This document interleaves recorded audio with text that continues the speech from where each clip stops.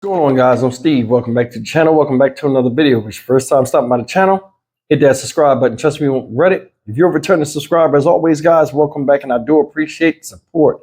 Guys, I want to thank everybody that came to the live stream last night.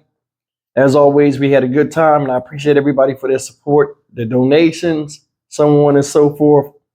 It was good to see all the mods in there, and a couple of new folks too, which I welcome. But speaking of that, you know, it's Saturday, so Saturday nights we go over to King Delight's page, you know, his channel, and he has a more, serious, his channel a little bit more serious than mine as far as, on a mature adult type level. Let me say it like that. But I mean, it's a more reserved channel, and a lot of serious topics are brought up. Tonight's topic would be mental illness. Now, I invite everybody that's on my channel, if you could, come over there. I'll be over there tonight. Usually we have a 1 hour or hour and a half discussion about various problems out here in community and just in the nation, period. And everybody's welcome to attend. And he has StreamYard. So if you guys got any stories about mental illness, if you guys suffer from mental illness and you want to educate, the community, by all means, you can come over there. It's an open platform. Anybody's invited on the show. You'll show up in the video. You can make yourself known, and everybody's appreciated over there. And it'll be tonight at 6:30 Eastern time. So if you guys could just come over there. But anyway, let me get into this story real quick. I did this story about a month ago, right?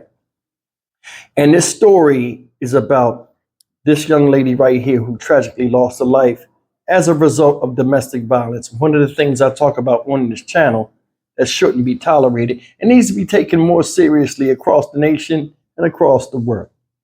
Now, this lady right here is 30-year-old Anisha Isaacs. And this story happened in Annandale, Maryland. This woman, ladies and gentlemen, was coming from her job where she was boxed in and ambushed by her ex-boyfriend, who she had a restraining order against. This woman, ladies and gentlemen, was going through hell trying to avoid this man, and he kept popping up in auspicious times to try to assault her or intimidate her. This guy parked in front of her, shot her car up while she was on the phone with 911. When will this ever be taken serious? How much can you do? How hard is it to have somebody just, leave you alone? Or how hard is it to leave somebody alone that don't want to deal with you? Take a look at this video, and we'll come back and really get on this. Tonight, family and friends are remembering a woman who police say was killed by her ex-boyfriend. Anisha Isaacs just left work when detectives say Tylen Jennings shot and killed her in Annandale last month. And this all happened as she was talking to 911 dispatchers asking for help. This morning, loved ones gathered to remember her. Our Matthew Torres has more, including some reaction from the woman's employer. Inside a private memorial service for 30-year-old Anisha Isaacs. Loved ones remember her as a compassionate, funny, and lively woman. She also left a mark on her team at a medical group in Annandale. We'll remember her personality and her warmth and caring and her humor. It was almost 3 weeks ago when Isaacs died as she left work for the day. Police say her ex-boyfriend Tylen Jennings was blocking her in the parking lot with his car. She was screaming and no longer responding to the call taker. She was on the phone with 911 inside her vehicle when police say Jennings fired multiple rounds at an outstanding warrant from November in Prince George's County for assault, which was served on the same day Isaacs died. According to loved ones, she moved out of her apartment to live with family because of her ex, who now faces a second-degree murder charge. Stings a lot because she was killed in our parking lot, and so we remember that every single day we go to work. Family says the two knew each other for about a year and a half, but the victim had a protective order against the suspect for quite some time. But to them, clearly, that wasn't enough. We knew what she was going through in obtaining restraining orders, and so some of us had experience with similar situations, and so we were very protective of her. If somebody wants to kill someone, a piece of paper is not going to prevent them. Sally Fayez is with Fairfax County Police's Victim Services Division. She says it's not about what else domestic violence victims could do, but what more could the system do to protect them. Domestic violence and dealing with it is not one entity. I think we can't ask the questions of what can we do better after somebody is murdered. Matthew Torres, WUSA 9. As you heard the sad news about that story that I did a month ago, and may Anisha Isaacs rest in peace. And may this guy get squashed by the jail that they trying to put him in. They need to put him under it. And that's real. One of the things when I cover these stories, it's like the same MO. You follow the guidelines according to the law of what you can do to try to get somebody away from you. And stuff like this still happens. You heard what the lady said? It's not the fact that the person's not doing whatever they can do within the guidelines of the law. It's what the law is doing to protect these people after these other people are doing whatever they want, and they're not adhering to the mandate of whatever it is, the law is, whether in that particular place, according to the order of protection. A piece of paper don't do nothing, just like the lady said, and she's correct. This is about control, intimidation. What does the dude get out of doing this to some girl? Seriously, why do you want somebody that don't want you? Back in the day, they used to have a phrase, with slang, they used to call people bugaboos, where like they would just come around you and they know the vibe is negative, where people don't like them, but they still feel a need to come around somebody. You would see that with chicks. You would see that with guys. Like, yo, listen, I'm not feeling you. Why do you want to even want to be around me or in my vicinity? If there's nothing between us. There are a lot of people out here, and there are a lot of guys that have picked this type of behavior up. I don't know from where, but it's immature behavior. Seriously, if somebody don't want to be with me and I tell them and they still come around me, it's annoying. Look at this. He known this woman a year and a half, they said, right? Your life didn't begin with this woman. Why does it have to end, or hers have to end with you? He ruined his life, took her life. If I can't have you, nobody can. They taking this to new levels, y'all, out here. They are. Crazy.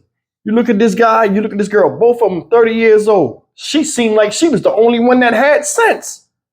She was forced to leave her home, guys, her apartment, and go live with family because this guy would not let up with his relentlessness to either intimidate her or take her life because she don't want to be with him. You tell me we don't have problems out here between relationships between men and women nowadays, and then you get all this other stuff that they're clouding and throwing at you to continue to create a wedge between man and woman and the union that we supposed to have. This is not masculine behavior, stalking and bothering people. Now you can see the girl is an attractive girl, but she ain't the only girl out here, fam, and you was happy before you met her. And if she was such a blessing, like to where she changes and alters your life and your true thinking of rational thinking, then maybe you should have took better care of both her and yourself in trying to create something for her to latch on to, and y'all move forward together in unison in a positive manner. This woman should still be here. I don't know if she had children or not, but I mean, stuff like this is stupid. He shouldn't be breathing. That girl was leaving her job. And did you see what them people said? What's messed up is they killed her at the parking lot of the job. Every time we pull up, we think about it. Think about that. You were so mad that you not only ruined the life of this woman and her family that's left in the mourning, but the co-workers that knew her for who she was and saw the value in her, not just in the job, but enough to where they take time out of their day to come together in a day of remembrance for this woman that you took out of here when all your dumb ass had to do was walk the fuck away. Think about that. We do things out of our own anger and weakness in ourselves, and then we try to lash out and put it on other people, when all we need to do is look in the mirror and reflect. If you don't like how you look, fix it. Because trust me, if you don't like how you look, or you're oblivious to how you look, and other people see your true reflection, they keep telling you something's wrong, address it. See, a lot of times I talk about conflict resolution on my channel. You agree or disagree, guys that have been with me a long time. I say a lot of these problems come from conflict resolution. But what about if the resolution is in your heart and mind? Your own heart and mind. A lot of us, we face battles, not just outside of where we are, but inside of who we are. A lot of people don't want to look at the ugliness in themselves, so they point out the ugliness in other people.